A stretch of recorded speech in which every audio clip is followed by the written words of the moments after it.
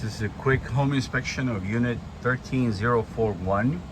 So we're going to start here in the attic, and then we'll do the roof. Then we'll walk around the exterior, and then the interior of the house, and put it all together, and then do a summary at the end.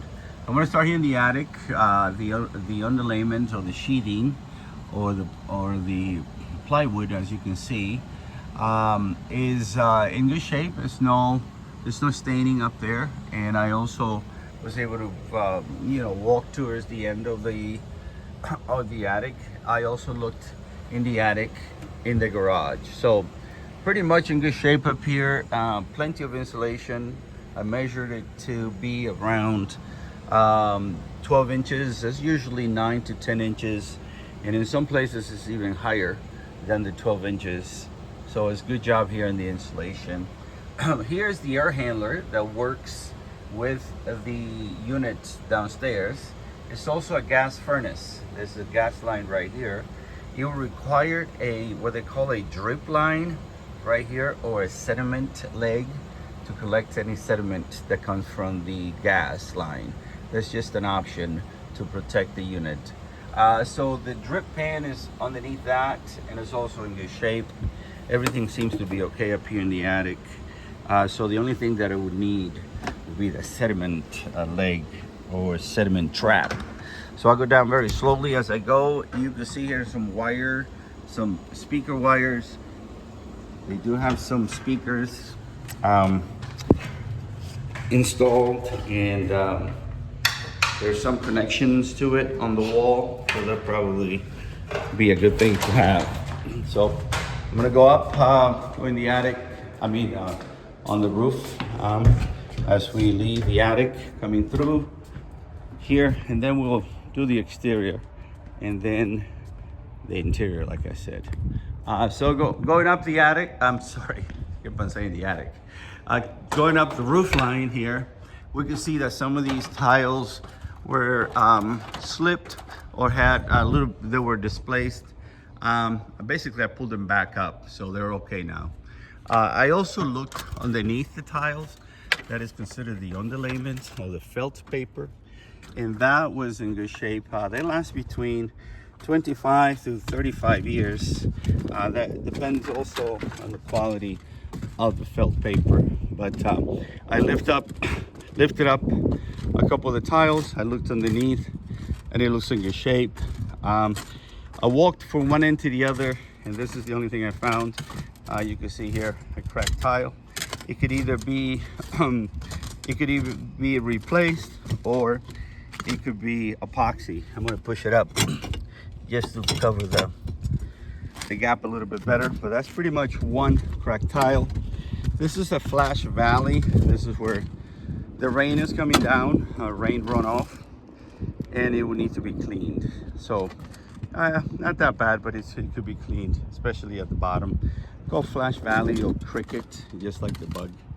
So as you can see, the roof is in good shape. These are called concrete packs, and they are in good shape. They're not cracked, and they seem to be doing their job here. And you can see this one right here as well. So that's in good shape. So conclusion, the underlayment is in good shape, and you have one cracked tile right here on the more like on the northwest of the house. I'm sorry, northeast of the house. The sun is coming up on the east, obviously, so it's northeast.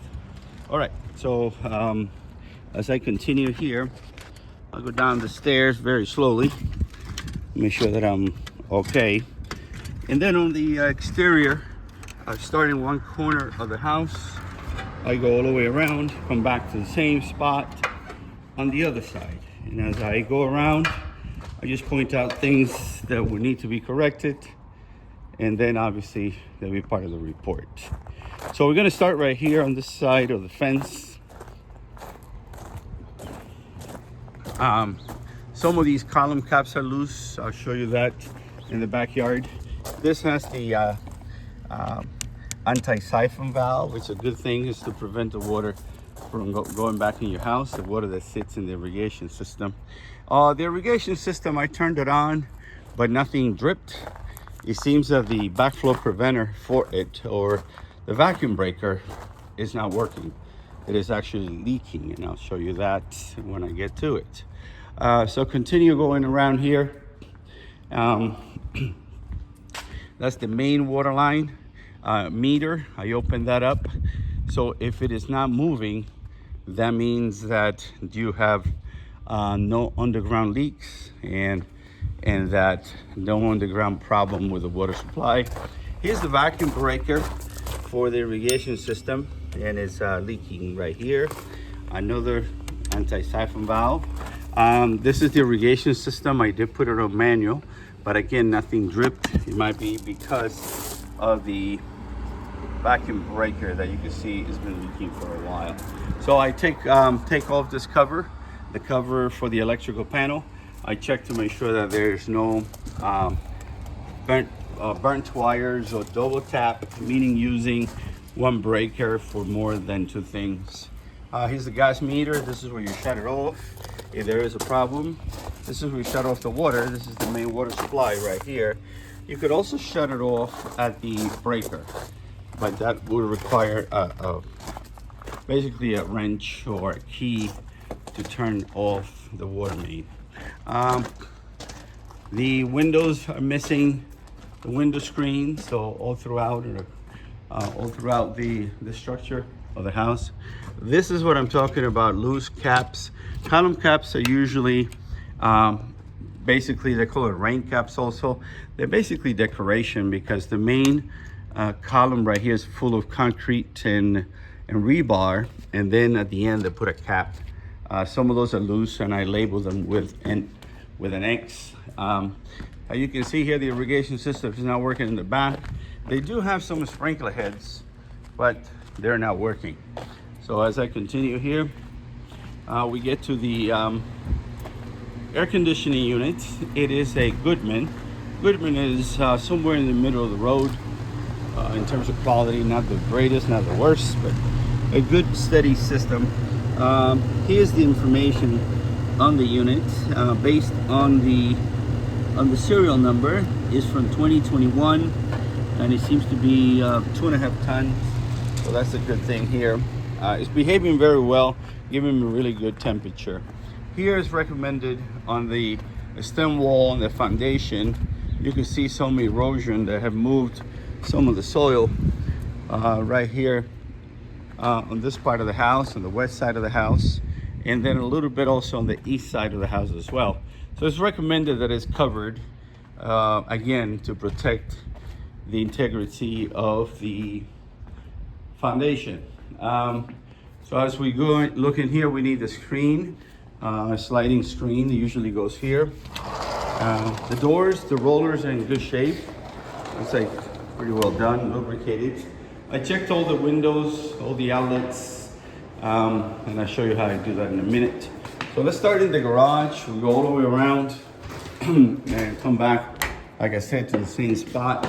Here in the garage, I check for the garage door opener, opens and closes, and also that it reverses automatically when it is interrupted. Right here, it reverses because of the laser beam over here to make sure that it breaks the plane, and especially for little kids and dogs and cats. Here's the hot water heater. It is gas. It is also missing the drip leg or the drip line right here. It is 40 gallons, and so it's there's no rust up there. Based on the serial number, it looks like it is going to be a 2020 on this one here, but I'll double check. Here's breakers, GFCI ground fault circuit interrupter. I checked all those are good. This is missing the baseboard. See the baseboard here, but no baseboard here. So this is the baseboard. This is a fire rated door. We can see here it has the label to be fire rated. I checked all the outlets here, for especially for the dryer and for the washing machine. And like I said, I'll show you what I use for that. So basically on these, I use this right here. We got power there, and we got power here. And then I put a meter in here to check the pressure, the water pressure. It's about 65. It is recommended to be between 65, 70, and 40 PSI. So I checked all the outlets, like I said. I went all the way around the house. I checked them with this wireless. It just shows me that we have power, and then also this one tells me if we're grounded, if we're missing anything, if the wires are reversed, if it's hot, and 2 of these is good. So all your outlets I double check all the way around, no problem there. As I go around, I went into this room, and I did the same thing here in this bathroom. Here's how we also check the GFCI because of the proximity to water. And then I trip it, and it does work. No problem underneath the sinks. I checked all that as well in here, in this bathroom. And also I checked in the master bathroom. We conclude there. I checked all your appliances work. This has the anti-tipping bracket. The water and the ice are working fine. There's some dents in here that could be considered cosmetic as we go around.